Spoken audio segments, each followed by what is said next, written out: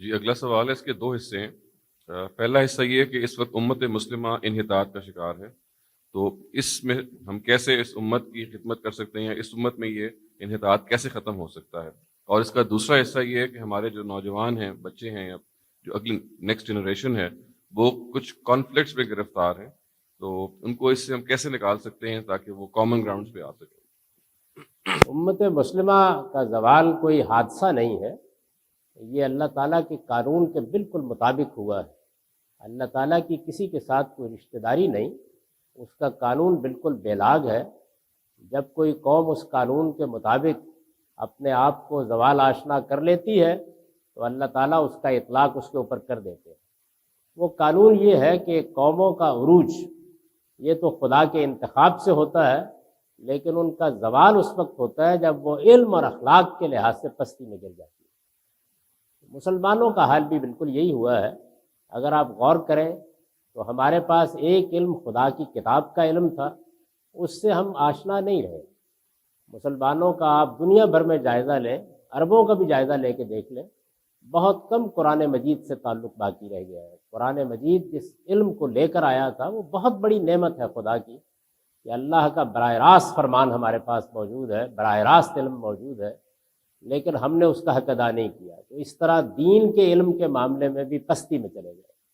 دوسرے طبعی علوم ہیں جن کو آپ سائنسی علوم کہتے ہیں، جن کے ذریعے سے نئے نئے انکشافات ہوتے ہیں، مادے اور نفس کے قوانین دریافت ہوتے ہیں، نئی ایجادات ہوتی ہیں، اور قومیں ان کی وجہ سے طاقت حاصل کرتی ہیں۔ یہ علوم بھی ہمارے ہاں بالکل اجنبی ہو کر رہ گئے، اور ہمارے ذہین لوگوں نے زیادہ اشتغال فلسفے اور تصوف سے پیدا کر لیا، تو طبعی علوم میں بھی مسلمان بہت پیچھے رہ گئے۔ اس لحاظ سے علم کا معاملہ ٹھیک اس جگہ پر آ گیا کہ جس کے بعد کوئی قوم نیچے گرنا شروع ہو جاتی ہے۔ یہی صورتحال اخلاق کے معاملے میں ہوئی ہے۔ اخلاقی لحاظ سے ہم اپنا جائزہ لے کے خود دیکھ سکتے ہیں۔ یعنی یہ حقیقت ہے کہ ہم مسلمانوں کے ہاں جھوٹ بھی ہے، بددیانتی بھی ہے، دھوکہ بھی ہے، فریب بھی ہے، کم تولنا بھی ہے، دوا میں ملاوٹ کرنا بھی ہے۔ کون سی چیز ہے جو نہیں ہے؟ اور ایسا نہیں ہے کہ چند لوگ ہیں، اللہ تعالیٰ چند لوگوں کی بنیاد پر یہ فیصلہ نہیں کرتا، یعنی اکثریت کا حال بہت خراب ہو گیا۔ تو اس وجہ سے علم اور اخلاق کے لحاظ سے جب کوئی قوم پستی میں گر جاتی ہے تو اللہ پھر اسے پستی کے حوالے کر دیتے ہیں۔ ہمارے ساتھ بھی یہی ہوا ہے۔ اس سے نکلنے کا اس کے سوا کوئی راستہ نہیں ہے کہ علم اور اخلاق کے لحاظ سے اپنے آپ کو برتری کی طرف لے جانے کی کوشش کی جائے۔ نعرے لگانے سے، جنگ کرنے سے، تلواریں لہرانے سے، احتجاج کرنے سے، ہنگامہ کرنے سے کچھ نہیں ہوگا۔ یہ دیوار سے سر ٹکرانا ہے، اس کے سوا اس کا کوئی حاصل نہیں۔ پچھلے 200 سال میں مسلمان اور مسلمانوں کے لیڈر یہ طریقہ اختیار کر کے دیکھ چکے ہیں۔ شکست کی ایک پوری داستان لکھی جا چکی ہے، اور ابھی معلوم نہیں کتنی لکھی جائے گی۔ ہماری حالت اگر تبدیل ہو سکتی ہے تو صرف علم اور اخلاق کے لحاظ سے برتری حاصل کرنے کے بعد ہو سکتی ہے، اور اسی کی کوشش کرنی چاہیے۔ اور علم کے معاملے میں خاص طور پر اپنے ذہن کو کھولنا چاہیے، علمی رویہ اپنے اندر پیدا کرنا چاہیے، سوال اور تجسس کے ساتھ اپنے مذہب کو بھی سمجھنا چاہیے اور دنیا کو بھی سمجھنا چاہیے۔ اس معاملے میں ہم بالکل جمود میں مبتلا ہیں۔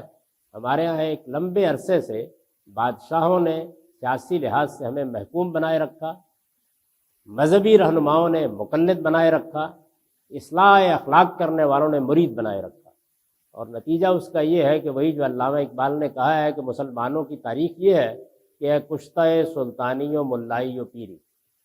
اس سے نکلنے کے لیے یہ ضروری ہے کہ اپنے اندر تجسس، جستجو، سوال سمجھنا، یہ چیز بڑی اہمیت اختیار کریں، اور ہم اپنے مذہب کا بھی علم حاصل کریں، اس میں ایجوکیٹ ہوں۔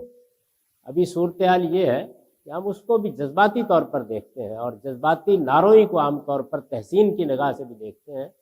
اس کو بھی اپنے لیے علم کا موضوع بنانا چاہیے، تاکہ وہ پیغام جو ہمارے پاس ہے وہ ہم دنیا کو دے سکیں، اور دنیا کو دیکھنے کا رویہ بھی تبدیل کرنا چاہیے۔ یہ انسانیت کا سفر ہے، اس کو مشرق اور مغرب میں، مسیحی اور مسلم میں نہیں بانٹنا چاہیے۔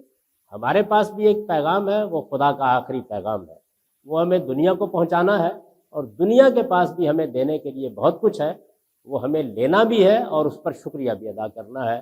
اس لیے کہ ہمارے پیغمبر نے ہم کو یہ تعلیم دی ہے کہ من لم یشکر الناس لم یشکر اللہ، جو انسانوں کا شکر گزار نہیں ہوتا وہ خدا کا شکر گزار بھی نہیں ہو سکتا۔